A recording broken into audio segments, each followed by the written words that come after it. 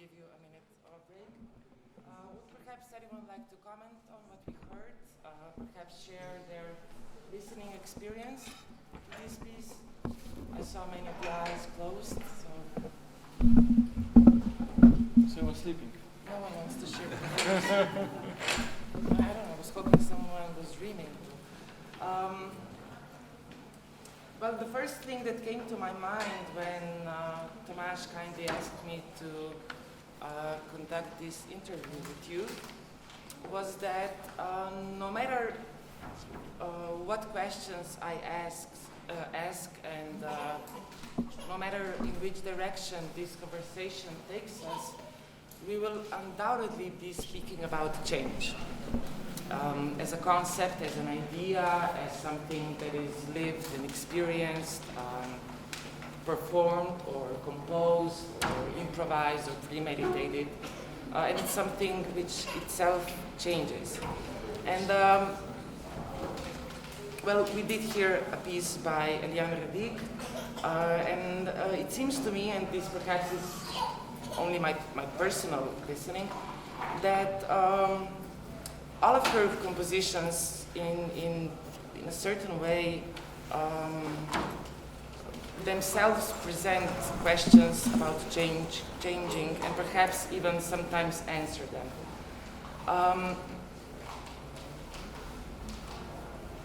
And it seems to me that this very idea of change being encompassed in a specific piece or a composer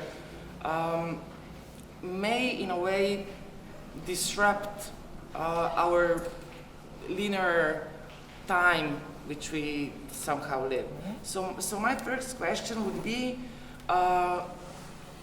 which place does the dimension of time take in both your performing of Elemental 2 as well as your own compositional practice?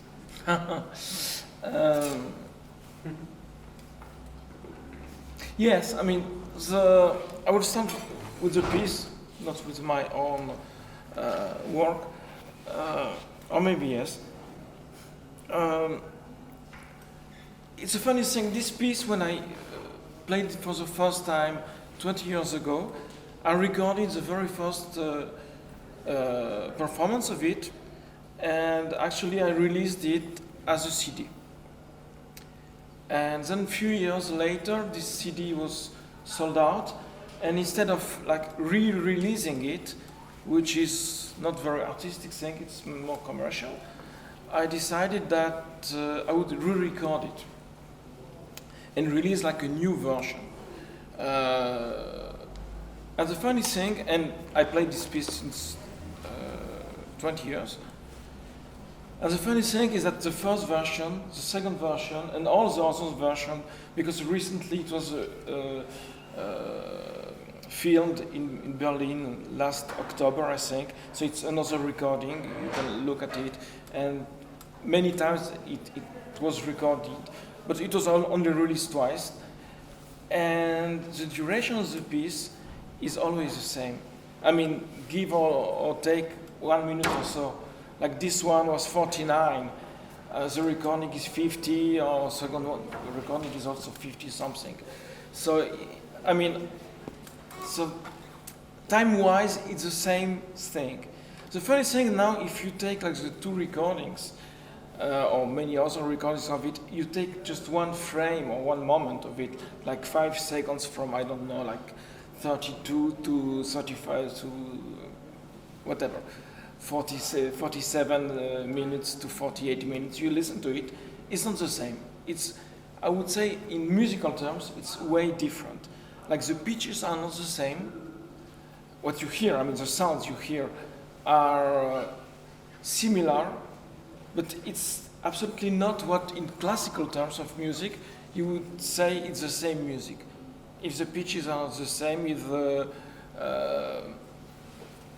I don't know, the musical content is not the same, you couldn't say that it's the same. But because of this time frame, and also because of the structure, all those versions of it are not different versions, are like really the same piece. Which brings me to answer like second part of question. I very much believe, or at least would love to believe, I'm not totally sure if I believe it always, but most of the time I believe that music is only time. Music is not at all the pitches, the rhythms, the sounds, the textures. I mean, I don't care about what sound is used in any given music. I don't think there is anything like nice, beautiful, or not beautiful sounds. It just where it goes, and where, meaning in which time frame, and where in that specific time frame. So yes, I very much think that music is about time, as I said, but sometimes I don't know. Sometimes I wonder, "Man, maybe I'm totally stupid," and that's possible also. Which lands me. I mean, I like long music. I don't like those usual frame. I mean, like pop music is 3 minutes long, but also contemporary music, even like the most academic, it's usually like something like when you have a commission, they ask you for do something between 12 and 15 minutes, and it's time frame which is given to you, which in a way prevents you from making music, because they've done everything which is your choice. How long do I want to keep the audience, or keep myself, or keep that idea which I want to work on by sound, by music? And if you have this time frame in advance, you lost like half of your work. This piece that you played, in a way, relates to Elemental One, right? In a very specific way. Well, yes, that's my question. Of course, obviously, the Elemental One was made by the magnetic tapes and so on, and there's this chronological distance between the first and the second one. So, how would you say are these pieces related by the concept, or in well, a way? Elemental 2, this piece, came way before Elemental 1. Because when I met Eliane, and I commissioned the piece from her, she said that she had somewhere a piece that she tried to make, which was called Elemental 1 now, but she didn't succeed, and she said, actually, I don't like what I've done, and I don't want it to be released, and I don't want to work on it anymore. She was very deceived with her work on that Elemental 1, and so she decided to take some elements of Elemental to work on this piece, well, of mine, for me at least. And it's only years later, because Elemental was released on an LP, but only, I'm not sure when, but it was like less than 10 years ago. So this Elemental 2 was already existing and being played and being released and being played mostly since more than 10 years, because she became kind of superstar, it was very good to release everything by her, like Eliane singing in the shower. You could sell it. So yeah, this is kind of strange relation, because it's not from a piece which she talked about, saying that she doesn't like it, and she abandoned it. Okay, but then when you were faced with it, how did you approach it for the first time? I know that this is what, the 100th performance of the piece, like you've done it. Something like that, yeah. Yes. But the first contact with the piece, which was done by someone you know and you commissioned, what can you tell us about these beginnings of what is the Elemental 2 today? You mean in relation with the Elemental 1? Or just? No, just like... Oh well, it was way different, because at that time she never wrote anything for any musician. Exactly. She did a piece for synthesizer and the left hand of a pianist, but it has to be that precise pianist and mostly playing on top or playing with a tape. But she never worked with the musician like play my music, which is now obvious for any student of any music school. You just write for your friends and they play it, or for anybody like playing in a rock band or jazz band, like, oh, this is something I proposed, this is like an idea, I want you to play.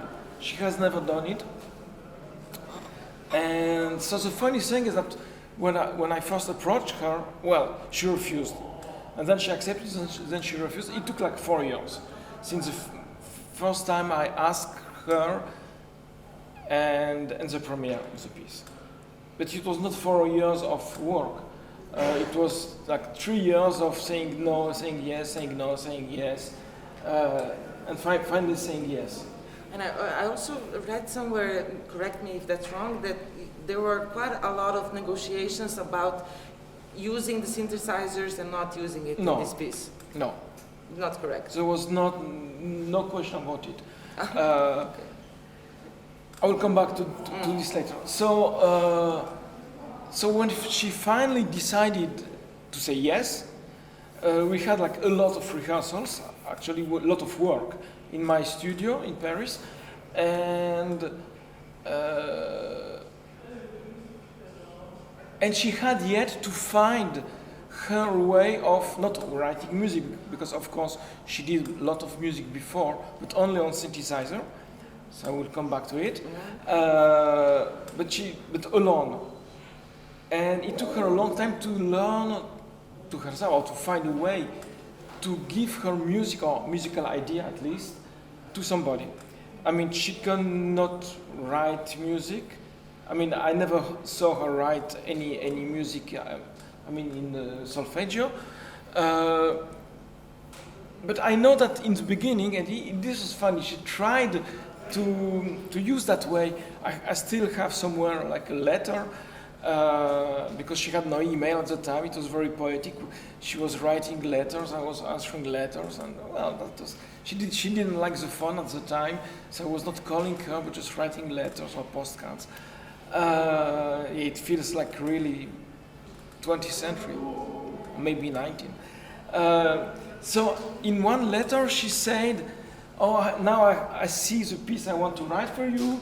And I remember that she wrote it would be in D minor. And then probably like some modulation. I mean, I said, Eliane, I did not ask you to write a piece for me to be like a classical piece in D minor. I mean, nothing against D minor, but would it be anything? But I said, no, it's not what I want. It's not what I ask you for. Not one, but like, okay, if you really want to do it, but I'm less interested in playing it. I will do my best, but you know, that was not the point. And actually what is fascinating is that I was there kind of when she was discovering how to communicate with other musicians, other than herself. So this is kind of very unusual, because usually when you go to see, I mean, I commissioned some pieces from like Phil Niblock, American composer, or Karkowski, a Polish-Swedish composer. I mean, and those people, usually when I go to see them, it's because I know their music.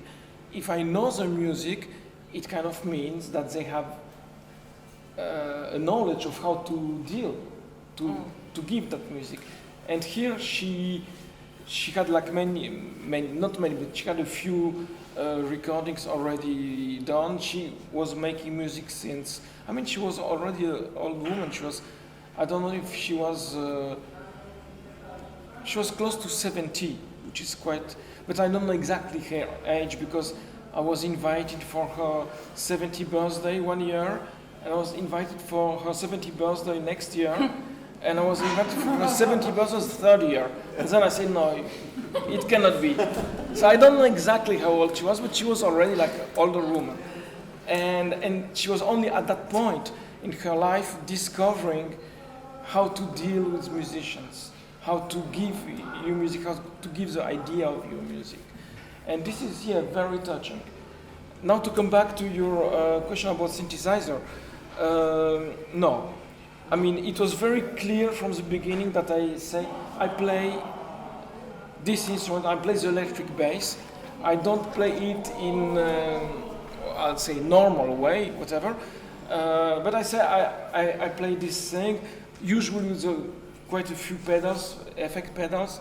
And recently at that time, I switched for really practical reasons to get rid of my pedals because it's heavy, it means cables, it means lots of trouble, and to put like everything in the computer. And at the same time, I started to work with the computer to program it. So I said, this is my instrument.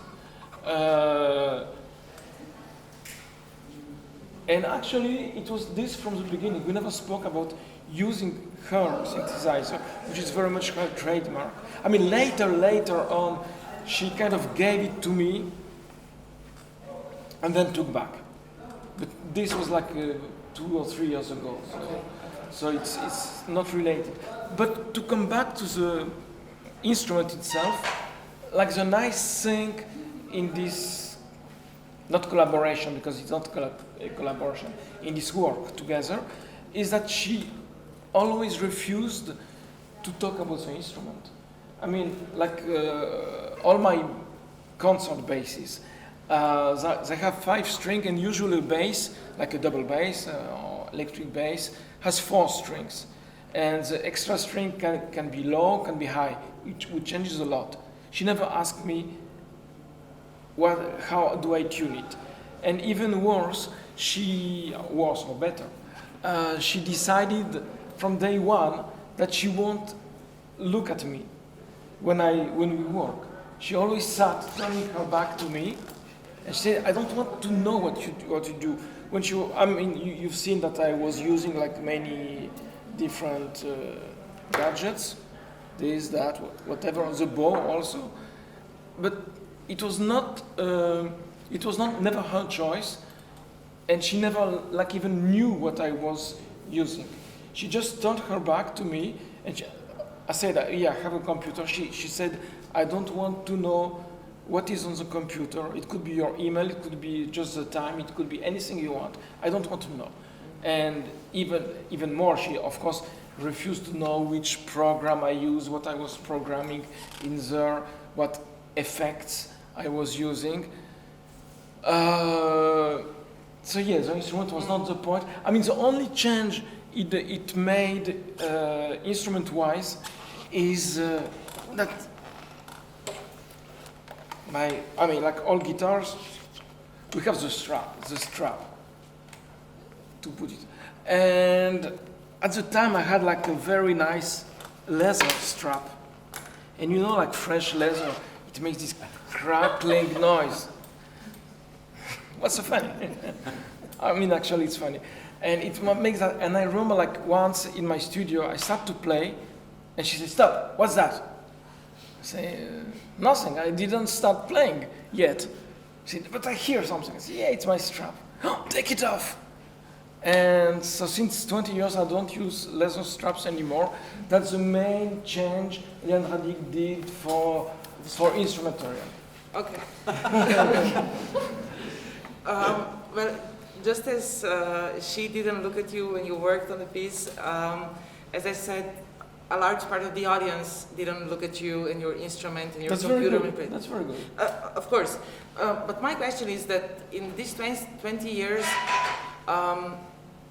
a lot has changed, which changed the soundscape of our spaces, societies, politically, culturally, etc., etc. Would you say, if it's even possible to speak about this, that the listening of the audience, or even perhaps your own listening while you play the piece, has changed in these 20 years? And if so, in what way? Certainly, yeah, certainly. I mean, I mean, like 20 years ago, of course, everybody like being interested in music was totally okay to say that any noise can be music, that you could listen to a river, to busy street, and this is music, and that everything is accepted. It was not like when Varese was making his pieces for drums, for percussion. Percussion were not quite a real instrument yet, of course. But during those 20 years, I believe our perception of the musicality of textures did change a lot. And also the idea of what is composition did change a lot. And I mean, I wouldn't say that that it's because of her, but she was like very, she was there. She was there, maybe just feeling what was going on, maybe just feeling it probably. I mean, she never was like a leader. Like my idea of composition is this or that. She's very, not shy, but no, she's not shy, but she's very, reserved. Reserved, exactly. But yes, I mean, of course, like today, I feel like the biggest change now came if we talk about composition with noises or without noises, it's all the same. Is that like even 20 years ago, which is not that long, even contemporary music, I mean, be it like the most cool or the most avant-garde music, the question was still what to do. I mean, like a composer was telling you, if you are playing it, what you have to do, and never why. And now it moves to the why. And I think it's a huge change and huge progress in music. I mean, like basically all musical scores for beat orchestra, but I mean even like Stockhausen, except for his dream pieces and stuff like that. When he wrote a score, orchestra or solo piano, whatever, basically the score just tells you what to do. Like put your fingers there and release it after like 1.5 seconds. Basically the score is nothing more. It never tells you why this, why that. I mean, it's only like in the, I'm going further on your question, but it's only like in the late 60s that some composer, I'm thinking about Penderecki, started to write the why. Like when he did science, like play the highest possible pitch, which is a very clever thing, because depending on the day, of your instrument, of how you feel, your highest will never be the same. I mean, on a violin, on voice, on most all wind instrument, like on the piano, of course. That's clang, clang, clang, limited. But this is very clever because it tells like the intention. It tells the why and not what.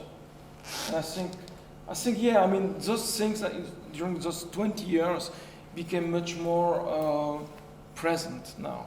And thanks also to noise music and things like that, which I think Eliane is very much part of, but she would hate to consider herself be part of noise music. But since you mentioned that, I guess that one of the changes that we can really notice in the past decade, so to speak, is that there is really a lot of talk about, deep listening, attentive listening, finding the sound in the quiet, playing things on low, people living in urban spaces as something, let's say, progressive, and still speaking about too much noise, moving away from it, coming back to it, and so on. And I'm asking you this not only as a performer of this piece, but also as a composer who is in a way related to noise score and so on. how do you understand these dialectics that I'm trying to explain?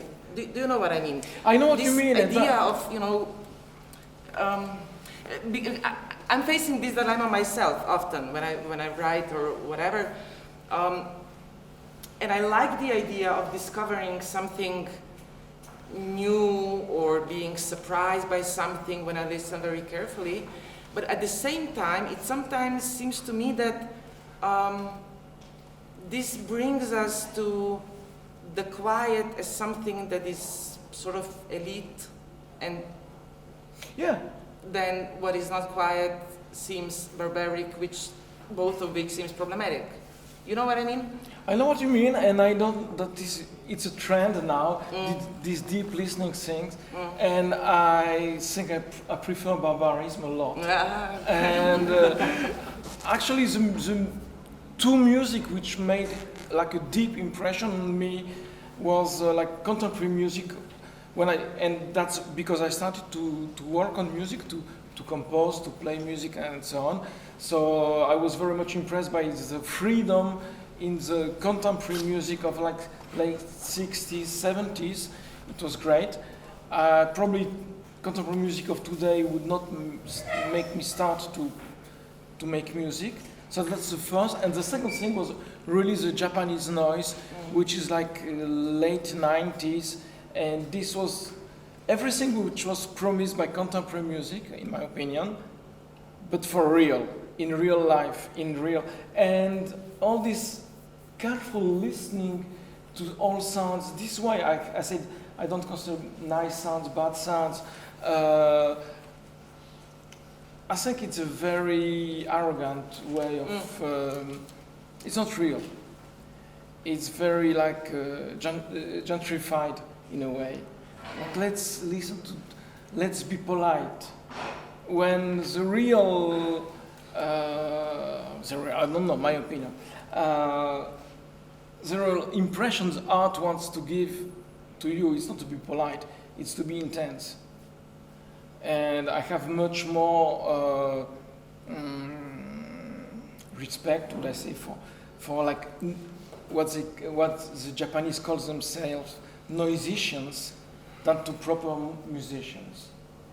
Because you have everything in there, and you have passion, and you have people really standing for it, which probably was the case like in the 50s, 40s with jazz music, I don't know, but it seems so. And also it's like making any sound, not only the nice sound, not only listen to it, you will discover a nice sound. I don't care if I will discover a nice sound, because there is no such thing. A sound is nice when it found its place in what you propose as work on art. I mean, I think. I know, I mean, we could discuss, I could discuss hours about this. And I don't know exactly, but I'm like going back more to what I do or what I like. You have like now, be it in pop music, rap, etc., but also like in academic music, acoustic music, you have a lot of people using a lot of found sounds. I mean, you can buy like samples of any instrument, any noise, any like locomotive, and anything like that. You can buy them easily, and this is mostly what people in avant-garde, the commercial music, what I say, do. They take sounds and they make things out of those sounds. This is also what the serious composer of acoustic music do. They record like a locomotive. They love trains. If they have a child, you also have at some point like a baby crying, like it's in almost all the pieces. Plus you have some found sounds. And I remember speaking with a composer, acoustic composer. I think he was in need of some bird chanting. And I found it really dishonest. Because if you want to be a musician, composer, if you want to create your music, you have to be responsible, totally responsible for any part of the sound you do. It's not just putting things together. It's just creating those things. Meaning, if you go outside, record like the street, and many people did that, and then you make some nice piece out of it, or not so nice, but something interesting. Okay, you just put like the lacquer on it, but you did not do the painting. In my opinion, you should almost like not only draw everything, but also probably make your own colors to really stand up behind your art. In the past years, you've also spoken about electronic thinking. I found it quite interesting. Obviously, you use live electronics or non-live electronics, right? But could you explain, please? Well, yeah, it's the same thing. It's because today we don't have anyone probably in the whole world who would have listened to more acoustic music than music played by a loudspeaker. Probably we all heard much more the loudspeaker, which gives a certain way of listening. I mean, a certain direction to the sound. It pushes the sounds in precise directions, and it gives some different color. I mean, no matter how good your PA or your sound system is at home, if you record and with the best microphones in the world, a violin, and you play it back home, it doesn't sound like exactly a violin. You cannot say, oh, there is a violin here. You can say there is a beautiful recording, very well done, of a violin.